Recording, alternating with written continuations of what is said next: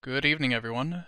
This is Henry Gambell with SimplerOptions.com, and in tonight's free video, I wanted to bring you three what I think are pretty basic and straightforward charts, but then more of a discussion around what is the best way to play them, because trading is so much about using the correct tool in the correct situation, but sometimes there will be kind of an audible, basically saying, I think you could do a couple different things, and you really just do whatever you think is best for you. One of the first names that I'm going to be looking at is Yelp, and the main types of decisions that I'm focused on, and a lot of these carry very similar traits, but it's looking at it saying, I have a daily squeeze, so I think a move is about to happen.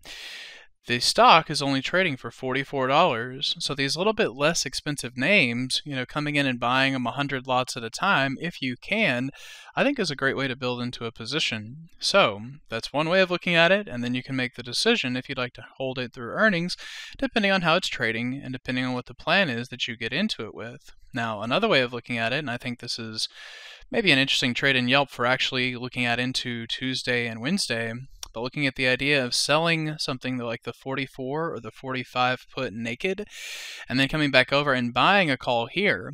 Now, here again, you can see the bid ask on these is relatively wide, so for some people, they may prefer doing it through the shares, but you're trying to sell the premium in the series where that's going to just sit there and continue to decay, buy the premium where you think the implied volatility could give you a little bit of a boost to these options. Not to mention if you can catch it directionally, and I think that'll be a name worth keeping an eye on. Now, one other that or two others actually, one of which is MU, and this is the exact same commentary. Now, I think this one may be a little bit too early to be considering getting into it for earnings. It's a little bit more of just your standard swing-based play, but I think MU has some opportunity to the long side. I've already got a small options position, but same thing. I think you can sell puts on this. I think you can buy 100 lots, or you can buy the directional calls a little further out and just see if this can start to prove you right.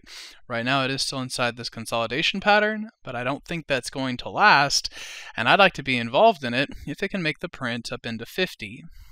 The last is going to be HOLX, and it's just the exact same commentary where when you come back and you look at the options chain, not the best chain in the world, it's not terrible, there's some activity, but it's also a cheaper name. So if you'd say, well, I'll just buy the shares of that, you've got good liquidity there.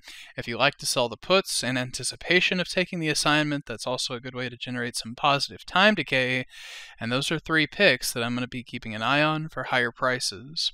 So I hope that's helpful, and we will see you at the next free video.